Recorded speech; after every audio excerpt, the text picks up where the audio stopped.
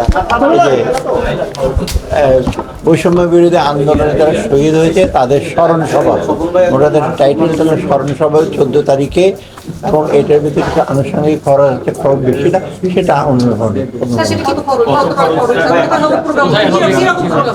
না খরচের কথা পরের দরকার আছে। আমি আমরা বলছি মানে একেবারে ম্যাক্সিমাম 5 কোটি টাকার মতো খরচ, এটা খুব সম্ভব, তাই না? বঙ্গবন্ধু না কি বলে চায়না মৈত্রী সমিতি আছে এইখানে,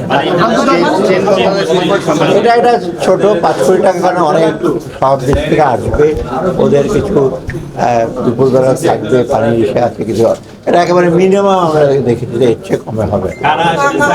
পরে যারা ওই এরা ছাত্র যারা এটা ডিল করছে, তথ্য উপদেষ্টা, তারা ঠিক করবে কারা আসবে, যারা এখানে জড়িত ছিল আন্দোলনে, যাদের শহীদ হয়েছে, বিশেষ করে শহীদ পরিবারে, ওরা আসবে।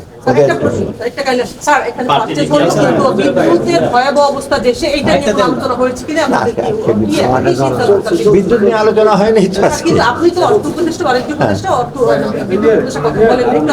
না না, বিদ্যুতের ব্যাপারে, বিদ্যুতের জ্বালানির ব্যাপারে আলাদাভাবে যে প্রপোজালগুলো আসছে আমাদের কাছে, ইভেন এলএনজি ইম্পোর্ট বা অন্যান্য জ্বালানি, সেগুলো আমরা কোনো ব্যাপারে এগুলো আটকাচ্ছি না। সার, কীটনাশক, তারপরে আপনার এই অন্যান্য এই যে খুব ইম্পর্টেন্ট জিনিসগুলো, যেগুলো আমরা সবসময় এগুলো আমরা করে দিচ্ছি।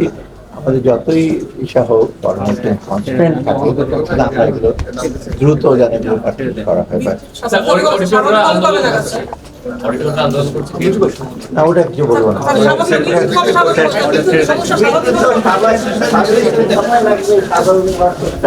করা হয়েছে আমি